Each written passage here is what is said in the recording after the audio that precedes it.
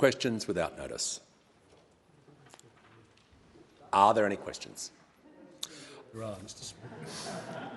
I give the call to the Leader of the Opposition. Thank you, Mr. Speaker. My question is to the Prime Minister. Prime Minister, your website currently states, and I quote, "A Labor government will cut power bills for families and businesses by $275 a year." Is this still your policy? I give the call to the Prime Minister. Order. Thanks very much, Mr. Speaker. I could just refer to my answer of yesterday, but that would, but that wouldn't be as much fun as going through what our policy is, because our policy is very clear. Our Powering Australia plan is indeed up on the website, and something that might be unfamiliar to those opposite is the concept of putting out an energy policy that you're going to actually implement, because those opposite had 22 energy policies and didn't implement any of them. The other thing that might be confusing for those opposite is the concept of putting out a policy that's fully costed and that has detailed economic analysis, in this case by Reputex, Australia's leading energy economists. And what Australia's leading energy economists said is that if you embrace the changes that we're advancing, including fixing transmission through our Rewiring the Nation plan, making sure that we bring the electricity grid into the 21st century, if you have a policy that upgrades— Order. Well, if you're not interested— The Prime Minister is being relevant, specifically about the policy that he was asked about. I will give the call to the Leader of the Opposition. Thank you very much, Mr. Speaker. Well, it is on relevance, and I refer you to the many statements of former Speaker Smith in relation to questions, the construction of questions. The question is very clear. On the Prime Minister's website it states, and I quote, "A Labor government will cut power bills for families and businesses by $275 Order. a year." Resume your seat.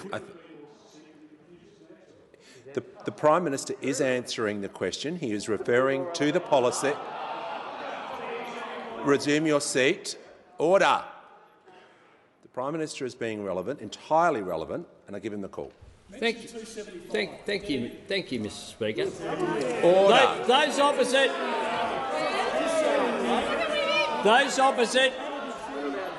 Order. Order. The Leader of the Opposition has asked his question in silence. The Prime Minister will be heard in silence. Order. The Leader of the Opposition. Thanks, Mr. Speaker. Those opposite are confused by the idea that you could put out a comprehensive policy plan to deal with energy in this country, and that you would have proper modelling that was put out last December, wasn't questioned in January, not in February, not in March, not in April, not in May.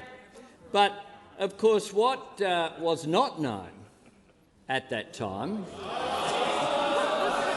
What was not known— Members on was my that those opposite had actually sat on and changed the rules to hide from the Australian people the increase in energy costs that occurred on July 1. They went, as I outlined yesterday, in a series of moves to deliberately stop the Australian people knowing before May 21 that they had baked in an increase. That is their responsibility. The Prime Minister's time we'll be reducing energy prices. And I give the order. The House will hear questions in silence. And I give the call to the member for Tangney. My question is to the Minister for Skill and Training. After a decade of inaction, we are experiencing a skill shortage crisis in Australia. How will the Albanese Labor government address acute skills shortages? Give the call to the Minister for Skills and Training. Yeah, thank you very much, Mr Speaker, and thank you very much to the member for asking a very important question, and congratulations to you for your election to this place, the member for Tangney. A remarkable result in Western Australia. Very well done, and you'll make a fine contribution to this place. Well, can I say, Mr Speaker, wherever you look across the labour market, there are skill shortages, whether that be in the care sector, teaching, engineering, advanced manufacturing, tourism, hospitality, so many areas, even the traditional trades like bricklayers, personal care services like hairdressers. Wherever we look across the economy and labour market, there are skill shortages, and the fact is, it's true to say that the pandemic had something to contribute to that fact, no doubt about that. But so too did the failure of the previous government in investing in areas of emerging demand. So too did the previous government fail to invest in skills in areas the vacancies that exist now and areas of emerging demand. For that reason, this government has hit the ground running. We are starting by creating Jobs and Skills Australia, bringing together employers and unions and state and territory governments and others to work on this challenge together. It's the reason why we're convening a Jobs and Skills Summit within a month, so that we can work with stakeholders, employers and others about delivering on training that is needed in this country. It's one of the reasons why my colleagues are unclogging the visa applications that are, of course, clogged up and have not been able to fill the vacancies that our employers are crying out for. So, Mr Speaker, there is a lot for us to do. It's also why we're announcing providing 465,000 fee-free TAFE places, an additional 45,000 TAFE places, particularly for those industries suffering acute shortages. It's also why we're making sure that we have 10,000 apprentices in the energy sector, an energy sector in transition. We will need those apprentices with new skills to deliver the change and to respond to the changes that are occurring. Mr Speaker, for Labor, providing opportunities to improve one's lot through training and education is core business, and it always will be. It always will be. As the Prime Minister said, and we've said often here, we don't want to leave anyone behind and we don't want to hold anyone back. Well, investing in skills and training provides opportunities for people to enter the labour market, but also to change the skills where necessary, improve upon their skills and knowledge so they can work in areas of in demand. And it's also true to say, Speaker, that a more productive workforce, a smarter workforce, means cheaper goods and services. So investing in skills in this area is not only good for workers, it's not only good for employers, it's good for everyone who are tackling and struggling with cost of living pressures. Order. I'll give the call to the Deputy Leader of the Opposition. My question is to the Prime Minister. Prime Minister, in April, when you were caught not knowing the cash rate, you said, "I made a mistake. I'm human.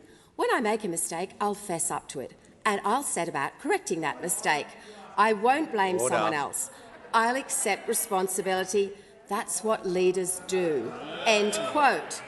Prime Minister, given you've dumped your promise to cut power bills by $275, will you fess up and correct your mistake? Give the call. Order. The Prime Minister will be heard. Members on my right. Members on my right. I give the call to the Prime Minister. I thank the Deputy Leader of the Opposition for her question. I don't seek to have a point of order on irony to rule it out, given the record of the Deputy Leader of the Opposition, who made a bit of a mistake that led to her resignation from the front bench of the Liberal Party. Order. Order. But now she's back. Order. Now Members she's back. on my left. Now she's back. Order. The Prime Minister's being... Order. The Manager of Opposition Business will be heard in silence. I call... Order. Order. I call the Manager of Opposition Business. Reflection on a member, Mr Speaker. That was quite inappropriate. The Prime Minister should answer the specific question, does he stand by his promise on $275 reduction or I'm not? listening. Thank you. Resume your seat. I'm listening to the Prime Minister carefully, and I'll ask him to return to the question. Yeah. The fact is that those opposite knew that power prices were going up, but they kept Australians in the dark. That's what they did. They knew about the price increase in March. they hid the increase in the default retail price for electricity, which for a small business in New South Wales increased by up to 19.7% in New South Wales, just in New South Wales alone. What our policy is aimed at, and we stand by completely, the modelling that we put out by Reputex, which showed that when you invest in renewables, because now this isn't a difficult concept, okay? Renewables are cheaper. If you have cheaper energy inputs, you get cheaper prices. And what Reputex modelled— Leader of the Nationals. What Reputex The Leader of the Nationals. What Reputex modelled was the impact of Labor's plan with rewiring the nation, our plan Manager of Opposition on Business. other elements of the grid, including using the safeguards mechanism that was established by the Abbott government, when they were in government. The Prime Minister will just take a break. The Deputy Leader of the Opposition will state the point of order, and I'm listening carefully to her point of order. We know the Prime Minister has a bad memory, but on relevance, Mr. Speaker— Resume your seat. No. The Leader of the House, resume your seat. I want to be very clear. I'm giving the courtesy to the Deputy Leader of the Opposition because of her title, and she's earned that title. If I'm asking you to state a point of order, I ask you to state it, not give a statement. The Prime Minister will continue. Thanks, Mr. Speaker. So it's a pretty simple principle here, and everyone understands that and no amount of bluster from those opposite will replace their failure over a decade of inaction. Over a decade of inaction. And the truth is that if you have a plan for more renewables in the system, because they are cheaper, you will have cheaper energy prices. And that's what Reputex modelled. But those opposite couldn't grasp that. That's why they produced 22 different policies, 22 shots at lowering prices, and didn't nail any of them. And the worst of all the ministers was the member for Hume, who fouled completely and then, during an election campaign, went to the Governor-General to change the rules in order to hide the fact that prices would be going up on July 1. Time has concluded. I give the call to the member for Chisholm. My question is to the Minister for Climate Change and Energy.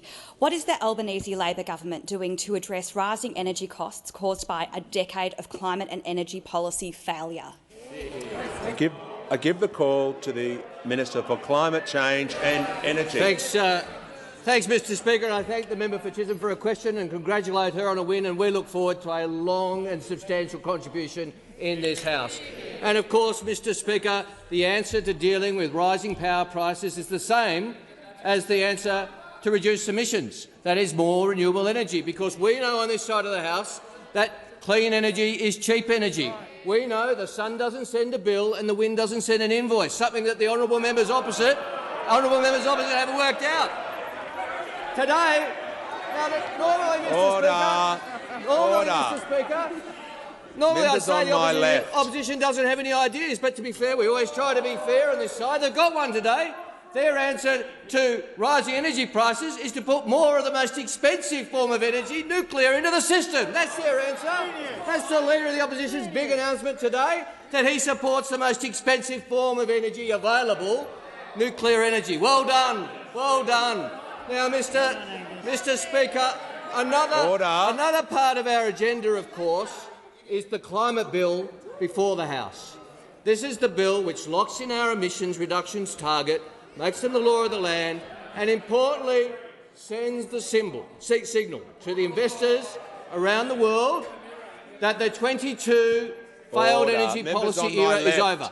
The country has one energy policy, and it is the policy in the law of the land. And there's been a very wide range of support to legislate. We've got the Business Council of Australia calling for the legislation to pass, the Australian Industry Group, the Australian Chamber of Commerce and Industry, the Australian Superannuation Investors. Mr. Speaker, a range of groups from Greenpeace to Rio Tinto all calling for the legislation to pass. A very broad coalition calling for the legislation to pass. There's a very narrow coalition opposing it, though, and that's the coalition opposite, Mr. Speaker. After 9 years of denial and delay, they want to continue. They want to keep those 9 years going longer. It just goes to show you, Mr. Speaker, you can change the face at the front of the shop, but they're still selling the same old dud product. This is the modern Liberal Party. What you see is what you get. They haven't changed. You can change from the member for Cook to the member for Dixon. Maybe you could change again, but the product hasn't changed. They still don't accept the science of climate change. They still believe in denial and delay. His seat. The Manager of Opposition Business on a point of order. Order. I would like to hear the point of order in silence. Mr. Speaker, the minister was asked about what the Albanese Labor government is doing to address power prices, and instead we've heard this unstructured spray against the record the minister of this side of the House. The Manager of Opposition Business room is seat. I will hear from the Leader of the House on the point of order. Yeah, thanks. If I, Mr. Speaker, to the point of order, may complete the sentence that the Manager of Opposition Business cut short. What is the Albanese Labor government doing to address rising energy costs caused by a decade of climate and energy policy failure? I think that makes it relevant. Further to the point of order, the Manager of Opposition Business. Mr. Speaker, the question is really one for you. Is it the case that simply by putting in... Resume your seat. I understand your point. Resume your seat. The question, it is a question for me. Thank you for that. The question was, what is the government doing to address rising power costs given a decade of failure? I want to be clear on this. If that is the phrase of the question, then it is entirely relevant for a minister to refer to previous decisions, what has led to this decision. I'm calling him in order, and I give him the call now. Thank you, Mr. Speaker. The fact of the matter is this is the modern Liberal Party. Out of touch with the challenges of today, the biggest challenge facing our world is climate change. The biggest economic opportunity facing our nation is climate change. And these guys didn't get it for 9 years and they still don't get it. You can change the face at the front of the shop. They're still selling the same old dud product. Order.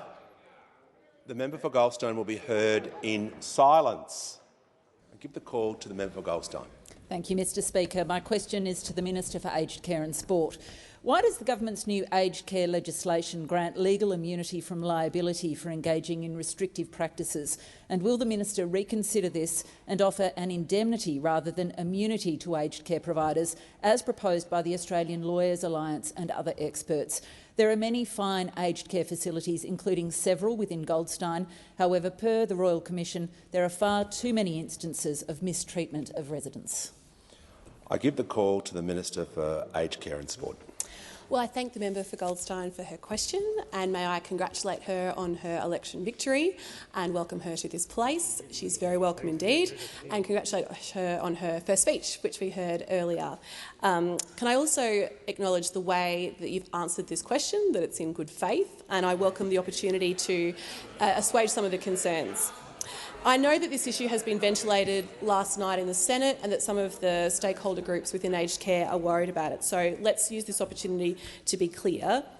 The immunity will only apply where restrictive practices are used as a last resort, only to the extent that they are necessary for the shortest time possible and in the least restrictive form, and crucially I think here, to prevent harm to the care recipient. So it is a temporary measure, we take that on board, and it is just to clarify a gap in the legislation between the Commonwealth legislation and some of the state and territory legislative requirements with respect to use of restrictive practices. Specifically, you asked about the revisiting it, specifically until we bring in the new Aged Care Act, which the Royal Commission has asked us to do by 1 July next year. So this is a sunset clause that gets us to the opportunity to consult fully with all of our advocacy groups to make sure that the new Aged Care Act is as good as it could possibly be. This is reform that has to last for decades. We want to do it once, we want to do it well. I'd also note that there are stakeholder groups that support the way that we have done this measure, this temporary measure. The Council of the Ageing has come out in support, particularly in favour of how we have used the particular wording of the measure we've used, and also the Older Persons Advocacy Network. And I want to note that they support the specific amendment because, as without it, harm to older Australians and harm to aged care workers could occur. So that's why we've done it for the next 12 months. And with my time remaining, Mr Speaker, may I update the member for Goldstein that of the 20 residential aged care facilities in her electorate, 4 currently have outbreaks, but above the national average, you have 79.3% with their 4th dose, and more than 99% of aged care workers working in facilities in Goldstein have their 4th dose. So congratulations and thanks for your advocacy on that. Give the call to the member for Bennelong. Thank you, Mr Speaker. My question is to the Prime Minister. Tackling the rising costs of living in Australia requires a comprehensive response. How is the government helping Australians manage the cost of living crisis it inherited? Give the call to the Prime Minister. Thanks very much to the member for Bennelong for that important question. We do know that people are doing it tough out there and they're under cost of living pressure. We know that the costs of ordinary supermarket goods and other costs of living expenses are going up, but for a decade we had wages that weren't going up and weren't keeping up with the cost of living. That's why the government has an economic plan to deal with the cost of living pressures and to lift the speed limit on our economy. The first of those is helping Australians with the cost of living through measures like our plans to cut childcare costs, our plans to cut the cost of medicines by up to $12.50 a script, our plan to make work more secure by giving Australians greater financial certainty from one week to the next. That will be a focus of our Jobs and Skills Summit. The second part of the plan is growing wages over time. We successfully argued for a decent pay rise for the lowest paid, some 2.8 million workers. Remember some arguing that the sky would fall in if people on the minimum wage of $20.33 an hour got a $1 increase per hour in their wage. The Fair Work Commission made the assessment that a 5.2% increase should be granted, and we welcome that. We indeed welcome that absolutely, because that is important for people to not fall behind. We also want to train people for higher wage opportunities and to grow the economy, in particular the new economy, through our National Reconstruction Fund to invest in industries delivering more secure, well-paid jobs. But the third element of our plan is also untangling our supply chains and dealing with the supply side of the inflation challenge by investing in cheaper, cleaner, more reliable energy. I know those opposites still don't get that fact, that renewables are the cheapest form of energy, but also addressing skills and labour shortages through 465,000 fee-free TAFE places, an additional 20,000 university places, 10,000 apprenticeships in new energy jobs, but also our establishing the National Reconstruction Fund, our Buy Australia plan, our dealing with infrastructure projects that actually boost productivity rather than looking at the electoral map. Together, these three measures, helping with the cost of living, growing wages over time, untangling our supply chain issues, will all lead to higher economic growth, more security and higher living standards for Australians. That's our economic plan, and we intend to pursue it in partnership with business and unions and civil society at the Jobs and Skills Summit next month. Order. And I give the call to the member for Lindsay. Thank you, Mr Speaker. My question is to the Prime Minister. Is the Prime Minister aware of reports of CFMEU picketers verbally abusing and mobbing a female employee at an Adelaide building site, to the extent that she was unable to leave the site for fear of her personal safety? The CFMEU has given over $10 million to the Labor Party since the last watchdog was abolished. So why is this Prime Minister prioritising the interests of the CFMEU over the safety of women? I give the call. Order. Order. I give the call to the Prime Minister. I thank the member for Lindsay for her question, and I make this very clear point. that all workplaces should be safe workplaces. I'm not aware of the specific example that the member raises, but it certainly sounds, on the face of it, of being completely unacceptable. Completely unacceptable.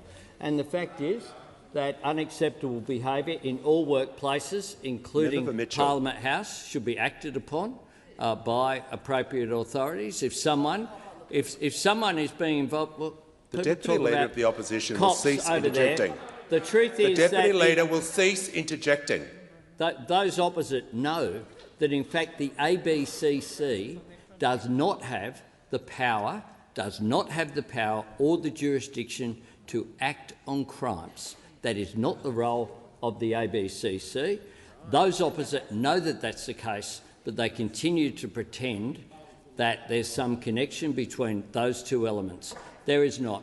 All workplaces should be safe. That's principle number one. No, they're not. And this workplace hasn't always been safe either. All workplaces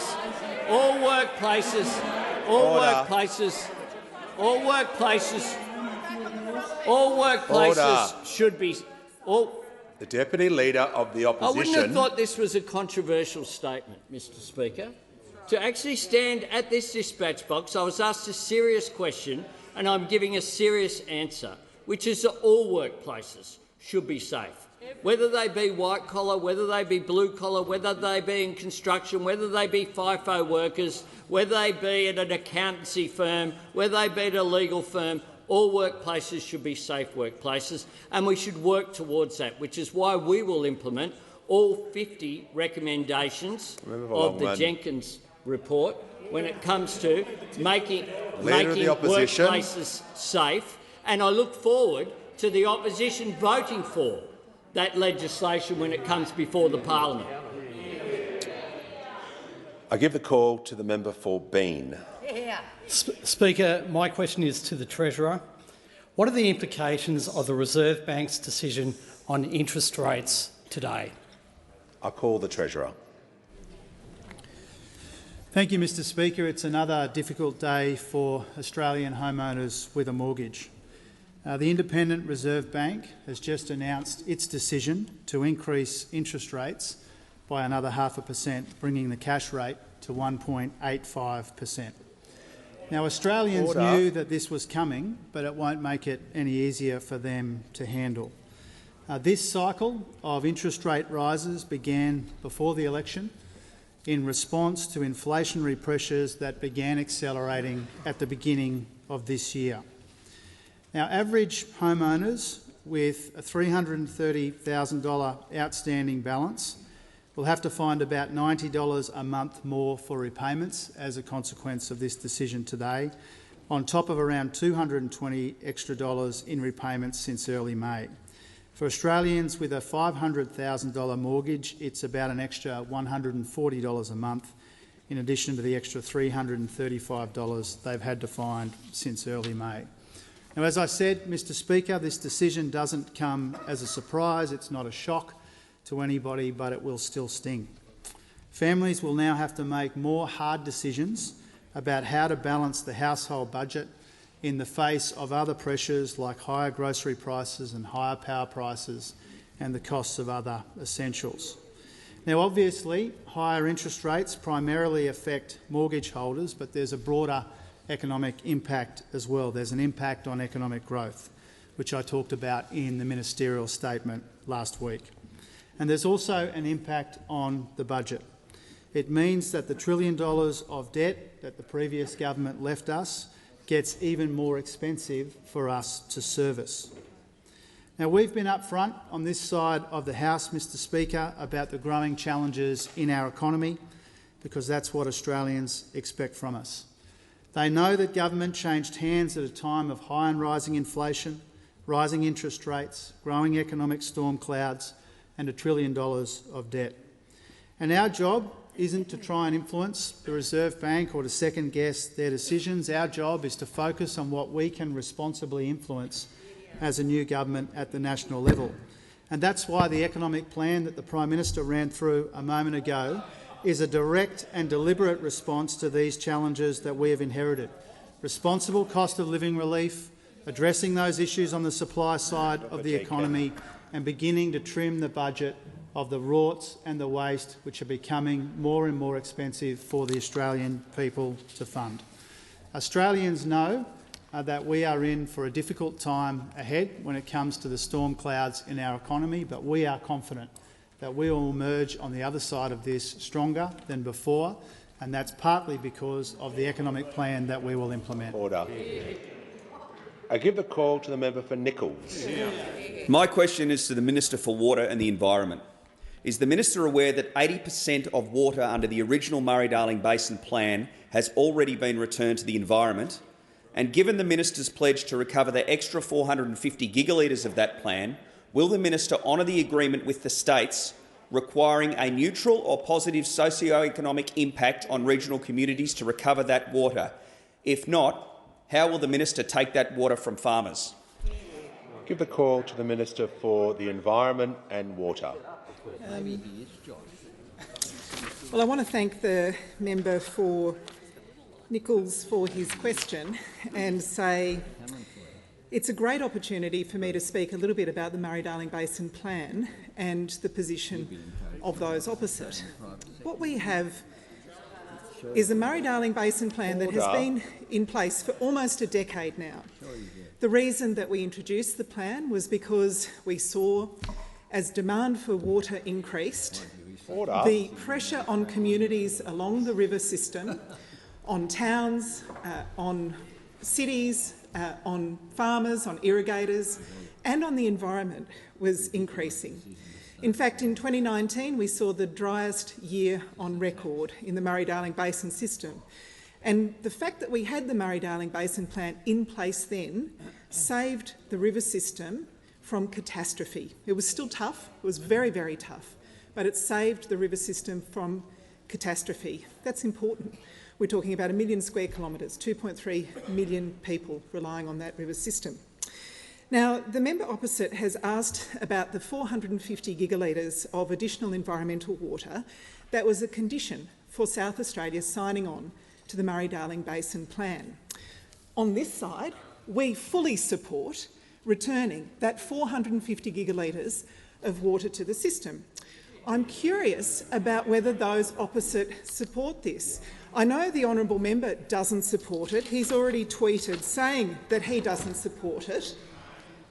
Order. The minister will take a break, and I'll just hear from the Leader of the Nationals. On relevance, I'll Mr. ask Speaker. you to state the point of order. I will. On relevance, it goes to the heart on relevance of whether the minister will honour the agreement with states requiring the neutrality and positive socio-economic impact for regional communities with relation to that 450. She has not got to the specifics of whether she will adhere and agree to resume your that. seat. Thank you for the point of order. The minister is halfway through.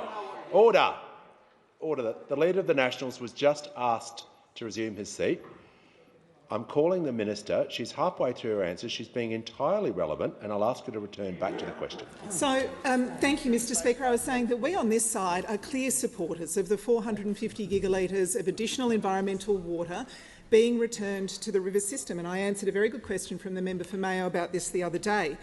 Those opposite, we've got some members, including the Leader of the Nationals, who don't support this. We've got the Shadow Minister for Water saying she doesn't support the 450 gigalitres being returned to the river system. Senator McKenzie says that she doesn't support it.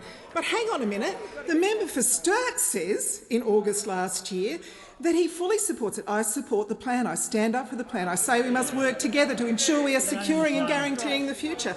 We've got Senator Ruston in June last year saying she supports the plan.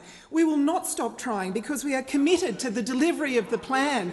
We've got Senator Birmingham saying we support it.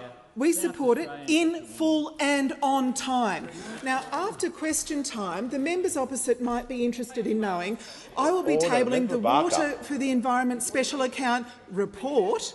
I'll be tabling that report that shows that you were never going to achieve the 450 gigalitres, never meant to, never wanted to, never would have. Order. Order.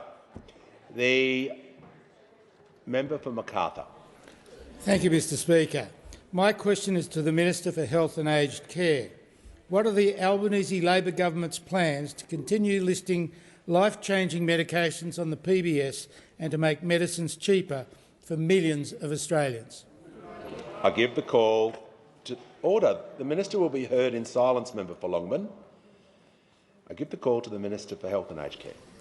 Well, thank you, Mr Speaker, and I'm delighted to get this question from the member for Macarthur because the Pharmaceutical Benefits Scheme, or the PBS, is one of Labor's proudest legacies. Just like Medicare, it was vigorously opposed for many years by the Liberal Party, but it has become one of the world's best medicine systems, balancing fiscal sustainability, timely access to new medicines and patient affordability. And, Mr Speaker, we are getting on with the job of listing new life-saving and life-changing medicines on the PBS for Australians.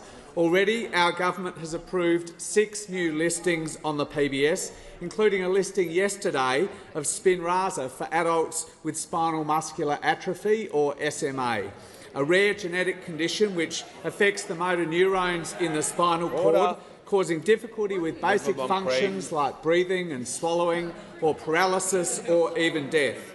This is the first listed treatment, Mr Speaker, for adults with SMA, and without it, Spinraza would cost patients a whopping $300,000 every year. Now, around 100 patients will pay no more than $42.50 for this life-changing medicine. Mr Speaker, we are all lucky to be living through a turbocharged period of discovery which is constantly producing treatments for conditions which not long ago were thought to be untreatable.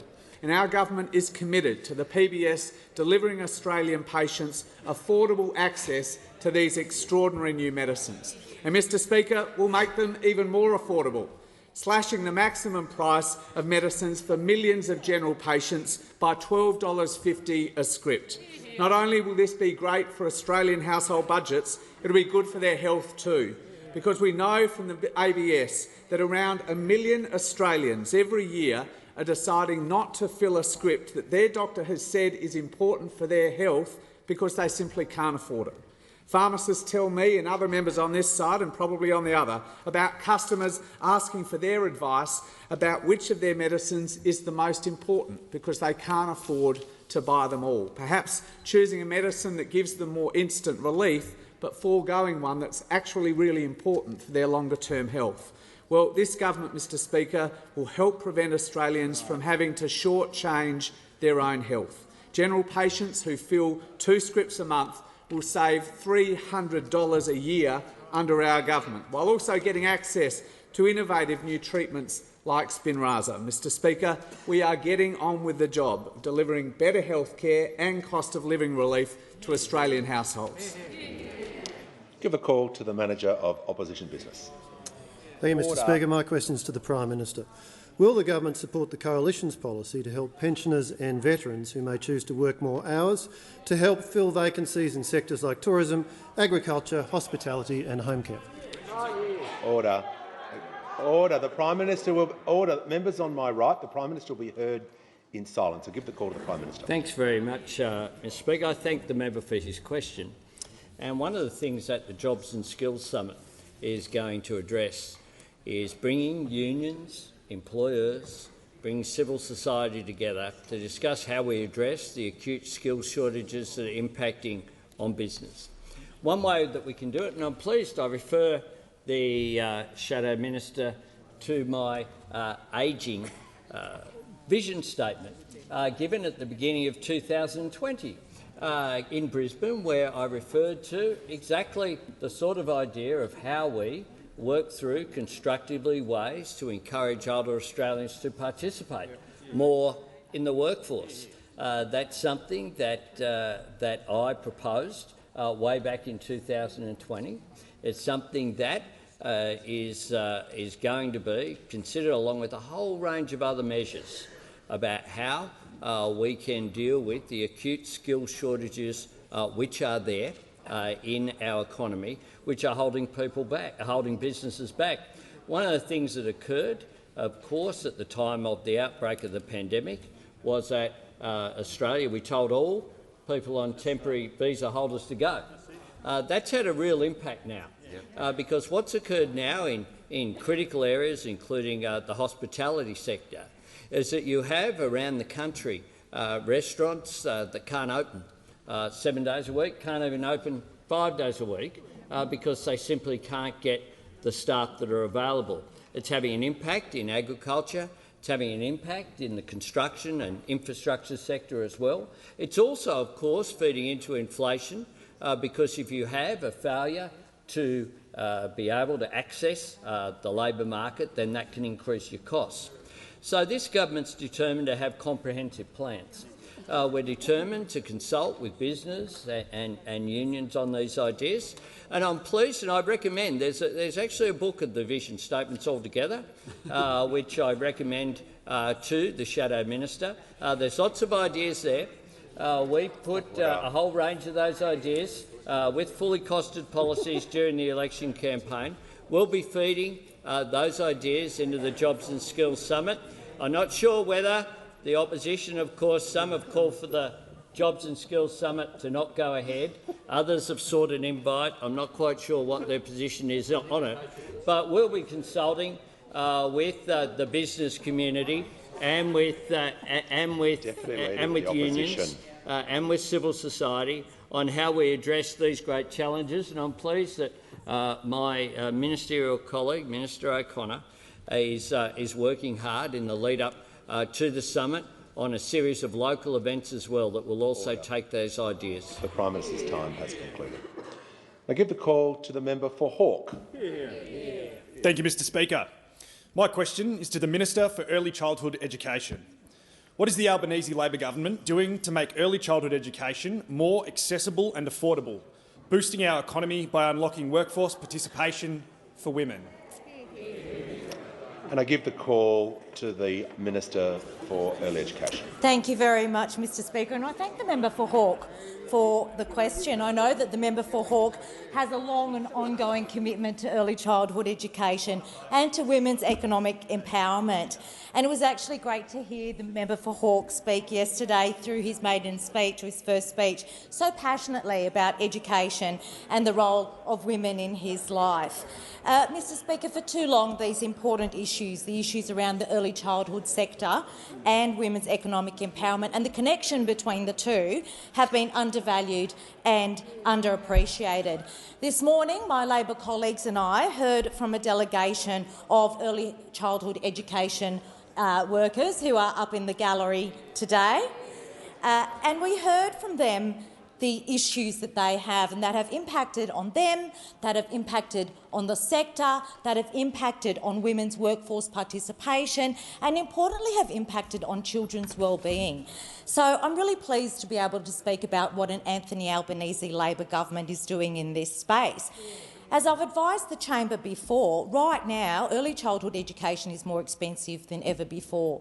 And, Mr Speaker, I remember as a young single mother how I had to rely on early childhood education and just what that meant for me to be able to raise myself and my family out of poverty. And I can't imagine how much more difficult it is now for somebody in that situation, given how much the cost of early childhood education has increased. And that's why the Albanese Labor government is acting to ensure that early childhood education is more affordable for 1.26 million Australians, with our election commitment to increase the childcare subsidy. We're also asking the ACCC to design a price regulation mechanism for early childhood education aimed at making it more affordable and more accessible across the country. And we're going to be asking the Productivity Commission to review the sector. We know that while making early childhood education more accessible is a noble goal, we also need to be able to support and expand our vital workforce in this space. There is a worryingly high turnover in the sector that leads to issues of quality, and we heard that very clearly from the early childhood educators who we met with earlier today. We're committed to developing, recognising and supporting a high-quality early education workforce, and the Minister for Education, Minister Clare, and myself have got in front of us a fairly rigorous progress agenda of meeting with the sector through sector roundtables to feed into the Jobs and Skills Summit next month. I want to take this opportunity just to acknowledge the hard work that those who are currently in this sector do and to thank them for everything that they've done. Time has concluded. Give the call to the honourable member for Wentworth. Speaker, my question is for the Minister for Climate Change and Energy. Minister, many people in my community are concerned about climate change. Climate scientists are telling us we need a 2030 emissions target reduction of at least 50% to prevent catastrophic climate change. And the Business Council of Australia has said that Australian businesses can thrive under a 46 to 50% reduction by 2030. So my question is, what are the scientific or business reasons for the government's 2030 target of 43%? Give the call to the Minister for Climate Change and Energy. Well, thanks, Mr Speaker. I thank the honourable member for her question and thank her for her engagement in her time so far in this place. I'll make a number of comments about the government's 43% emissions reduction target. As the Prime Minister has made clear repeatedly, we went to the election with that target and sought a mandate from the Australian people for that target and received that mandate. And that's important to the Prime Minister. It's important to this side of the House to maintain and honour the commitments that we made at the election. Secondly, as Professor Mark Howden, the Director of the ANU Centre for Climate and Energy and Disaster Recovery and a Vice Chair of the IPCC, has said, the 43% emissions reduction target is entirely consistent with the obligations set out at the Glasgow conference last year and entirely consistent with Australia's obligations under the Glasgow conference. Another point I would make, Mr Speaker, and this is an important one, is that targets are very important. But even more important than the targets are the policies underpinning it. Right. When we released the 43% emissions reduction target, it was the modelled result of the range of policies we committed to at the same time. Targets are important, but they are easier set than met. It's important to accompany those targets with the policies, whether it is our safeguards reforms, or our rewiring the nation's policy, or our electric vehicle tax cut and electric vehicle strategies, which will give Australians the choice and chance to buy electric vehicles and enjoy the weekend at the same time, whether it's our community batteries policy or our solar banks policy. The range of policies are important, and we're getting on and implementing all of those. And the other thing that's important, Mr Speaker, to get the investment in renewable energy, to get the targets underway, is certainty and policy frameworks being legislated. I thank the member for Wentworth for her public announcement that she will be supporting our legislation in the House, because that is important. It sends the message that not only does Australia now have a government that gets it, we have a parliament that gets it too, and will provide that policy certainty and framework for investors right around the world who see Australia as an opportunity for that investment, because we want Australia to be a renewable energy powerhouse. We want Australia to take advantage of those economic opportunities, because we see the world's climate emergency, and there is one, as Australia's jobs opportunity.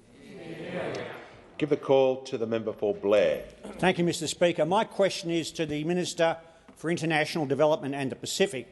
How will the Albanese Labor government's Pacific labour mobility policies tackle skill shortages in regional Australia? Give the call to the Minister. Question, and I congratulate the Speaker on your election last week. Labour mobility is central to the government's agenda for engaging with the Pacific, and it's also central to engaging with the government's agenda to tackle the skill shortage in regional Australia. The Pacific Australia Labour Mobility Scheme, or PALM, allows workers from the Pacific countries to come to Australia to work in sectors like horticulture, tourism and hospitality. It helps Australian employers facing skills shortages. It supports Australia's regional economies, and it gives Pacific countries a source of remittance income. And vitally, it gives Pacific Islanders the chance to learn new skills. It truly is a win-win for economic development in the Pacific and deepens Australia's engagement with the region. Now, Mr Speaker, PALM grew out of the Pacific Seasonal Worker Program established in 2012 by the former Labor government. And now in 2022, the Albanese Labor government is expanding PALM as part of our Pacific policy to repair the damage done by the last government under their Pacific stuff-up. We will make PALM more attractive for employers and workers by reducing the burden of travel costs for employers, allowing Pacific workers to bring in family members, and critically improving protections against worker exploitation. Mr Speaker, importantly, we'll also broaden the scheme so it tackles skill shortages not only in traditional areas like agriculture, but also in new sectors like aged care that are suffering due to the disgraceful neglect of the previous government. And during the recent very successful Pacific Islands Forum meeting in Fiji, I visited the Australia Pacific Training Coalition facility in Suva with Prime Minister Albanese. We met around 40 enthusiastic women who were training to work in aged care centres in regional Queensland from Mackay to Toowoomba. They were studying the theory and carrying out the practical training for Certificate 3 qualifications. And, Mr Speaker, they were absolutely thrilled to be coming to Australia to look after aged care residents. And as the Prime Minister said, it was a great day because it highlighted the importance of the PALM scheme. And it demonstrated that the government's commitment to improved aged care is already translating into outcomes in the labour market. The Australia Pacific Training Coalition told us that the government's election commitments was a key driver of why they'd stepped up training in aged care.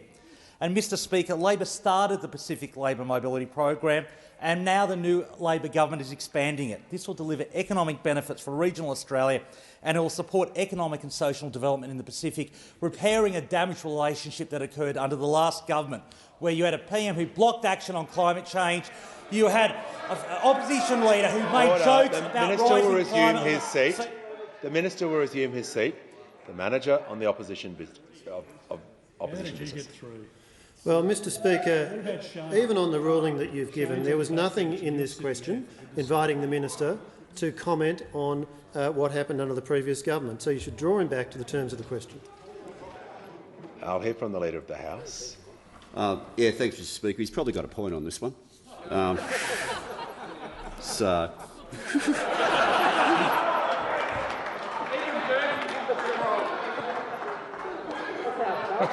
My job is done. I call the minister. To be relevant, order. Order. I will uphold the manager of opposition business point of order for 15 seconds. Be relevant. I tried to get away with it, Mr Speaker, but the truth is that the PALM is vital to helping address the skill shortages in regional Australia, to repair the disgraceful impact of the neglect on those opposite in the aged care sector. I give the call to the member for Deakin. Thanks, Mr Speaker. My question's to the Prime Minister.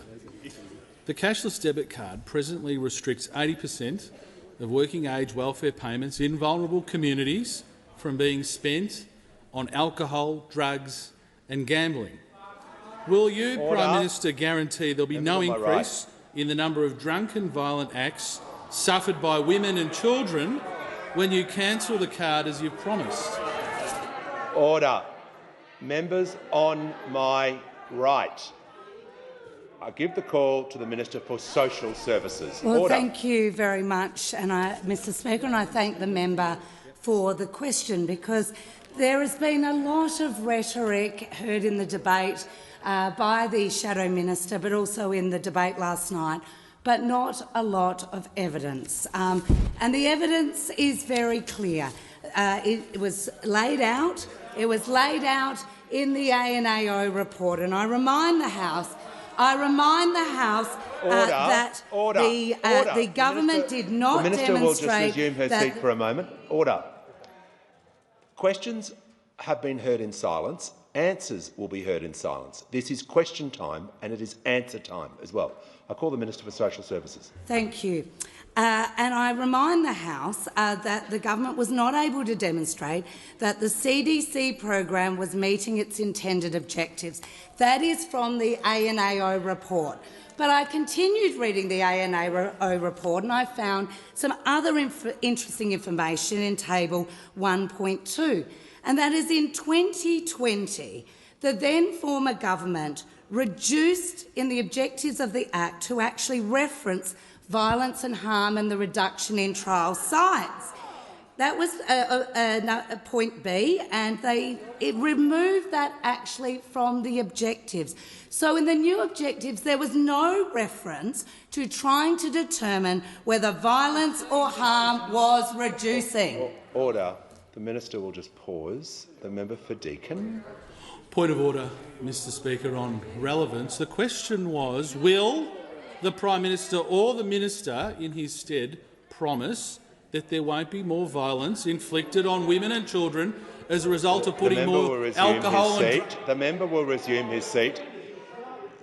The minister is being completely relevant and referring to the program and the ANO report regarding the outcomes. And I give the call to the minister, who will be heard in silence. So in 2015, the former government was then interested in whether or not the cashless debit card reduced violence or harm in the trial areas, but by 2020 they were no longer interested. And why?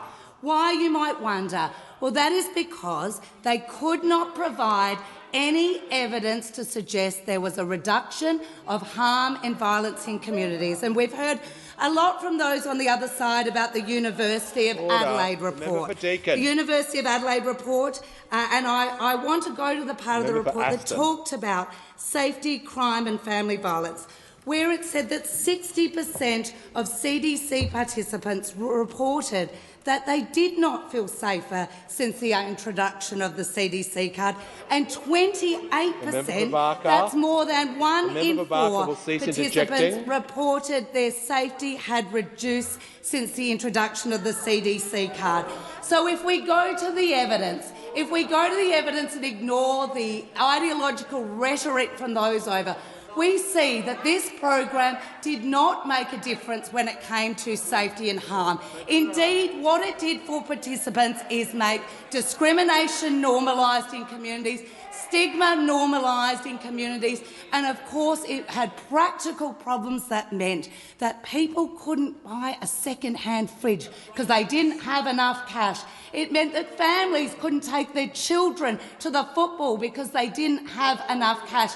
This has had real problems in communities and we are acting to fix it.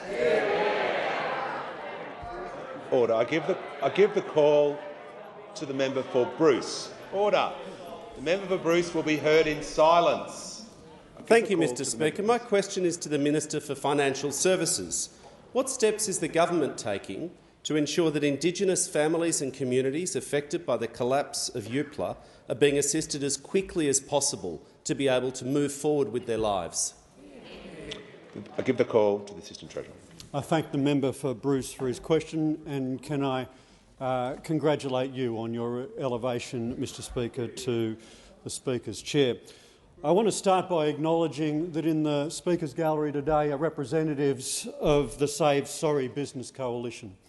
They've travelled from the Kimberley, they've travelled from Moree, they've travelled from Ballarat, they've travelled from New England and from other places around the country so that their voices can be heard by members of this place.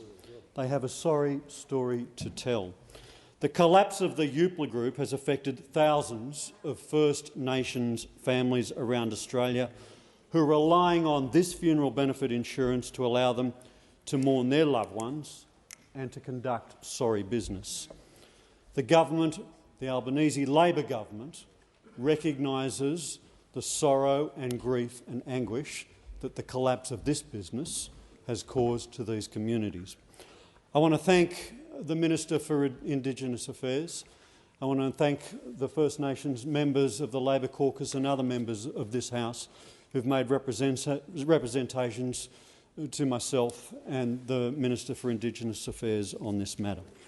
The government recognises the significant distress. Investigations are underway into the behaviour of the directors and the company, but our first and our immediate priority is to ensure that bodies which are today sitting in morgues because families cannot afford to bury them and conduct the important cultural business of sorry business is allowed to go ahead. As a short-term measure, the program that the government has put in place will ensure that claims received from between the 1st of April of last year and the 30th of November next year will be honoured. We will stand in the shoes of the insurer. We estimate that this will benefit up to 500 First Nations families around Australia who would otherwise be left without a funeral benefit. More work needs to be done to ensure that we can resolve all the other issues associated with this collapse. But we must ask ourselves, If there was a voice to Parliament prior to 2020, would it have told us that we need to change the law to ensure that these dodgy insurance products are not sold to vulnerable communities? If there was a voice to Parliament in 2020, shall be heard in silence. would it have told us that the collapse of this program was going to cause the sort of harm that we've described to these communities and these families? The answer is yes. I give the call to the member for Hume. Thank you, Mr Speaker. Mr Speaker, my question is to the Prime Minister.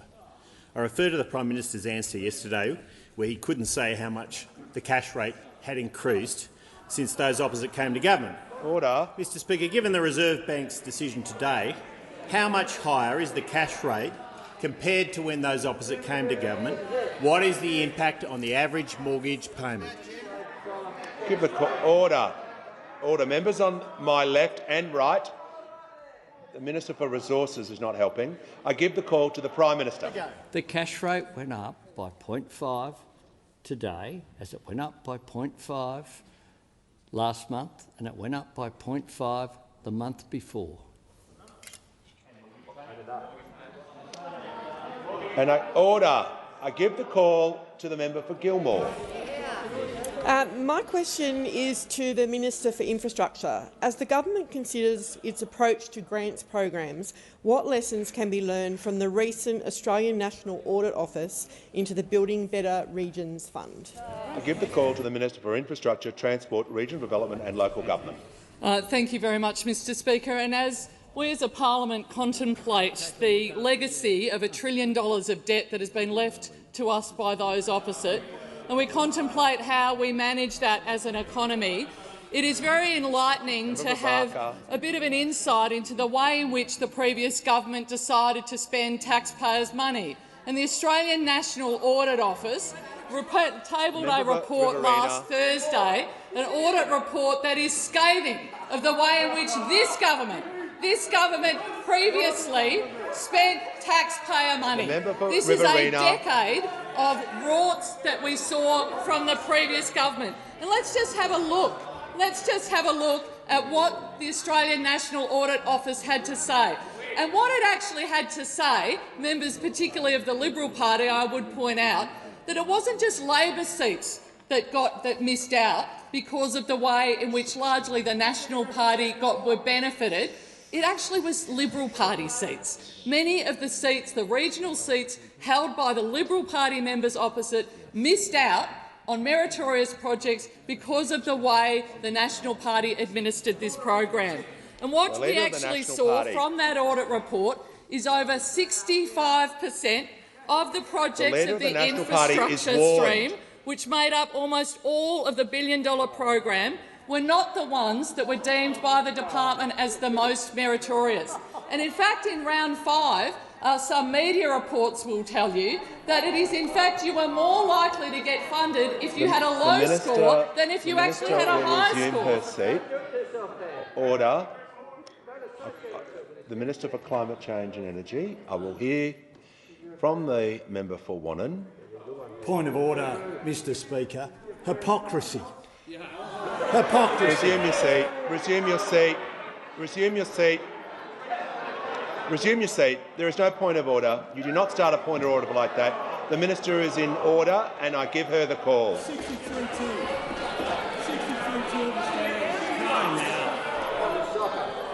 I warn the House. Points of order during questions will not be tolerated if they are to be disruptive. And I give the call to the minister. Thank you very much, Speaker. And they're a little sensitive over on that side of the House about the way in which they administered this program. As I said, 65% of projects. Mr Speaker, could I ask that you ask the Leader of the Opposition to withdraw that comment, please? If the minister heard an unparliamentary term, I'd ask the Leader of the Opposition to withdraw. I made no such unparliamentary remark, Mr Speaker. I'll call the minister. Thank you very much. And what the audit found was, in fact, that it is more likely, if you had a low score, The Leader of the Opposition, that your project would actually be funded than a high score. That is the legacy of this government, the previous government, when it comes to these programs. And not only did the Audit Office actually find that there was a lack of transparency, what they increasingly did is that they ignored the Commonwealth Grants guidelines and then changed the way in which they operated. And by the fifth round of this program, what we actually saw is that the previous government actually requested that the department didn't give them any recommendations, so that they didn't have to report when they counteracted the Department of Infrastructure. That's what we saw. There isn't a National Party member who wouldn't like to get their hands on a dollar for their seats at the expense of many. Order. I give the call to the member for Moncrieff. Thank you, Mr Speaker. My question is to the Minister for Early Childhood Education and Youth. With around 7,000 vacancies in early childhood education sector, I ask the Minister how many more workers will be needed under Labor's universal childcare policy. I give the call to the Minister for Order. Order. The question was heard. Order. The question was heard in silence. The minister on my left, the Leader of the Nationals, is on a warning. I give the call to the Minister for Early Childhood Education. Thank you, Mr Speaker, and I thank the member for Moncrieff for her question. And may I also take this opportunity to congratulate the member for Moncrieff on being appointed as the opposition shadow spokesperson on this issue as well, and to thank her for her interest in early childhood education. We know that more needs to be done to develop and recognise the workforce. We recognise that there are serious workforce issues, and as I mentioned in my last response, we met earlier today, or I met and my Labor colleagues met earlier today with members from the early childhood education sector, and primarily a lot of the issues that they were raising were around workforce issues. We recognise that there is a shortage in the workforce, and the workforce needed now to fill in the vacancies for early childhood education. Not just in the workforce itself, but it may interest the member to know also that the retention rates for early childhood educators in Certificates 3 and in Diploma are also very low and have reduced quite significantly actually over the last 2 years, but even before COVID those retention rates were very low.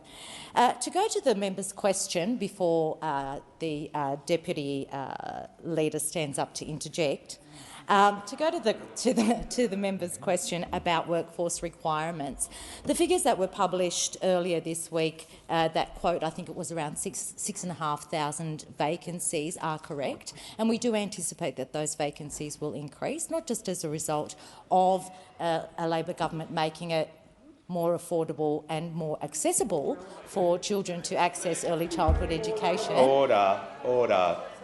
The Minister is answering the question. I'll ask her to pause for a moment. The member for Moncrieff. It's on a point of order on relevance, Mr Speaker, because the Minister's Resume your seat. Resume your seat. Resume your seat, the member for Moncrieff. The Minister... resume your seat. The Minister is being entirely irrelevant. You asked about the workforce needed in early childhood. She is referring exactly to that point. I give the call to the Minister. Thank you very much, Mr Speaker.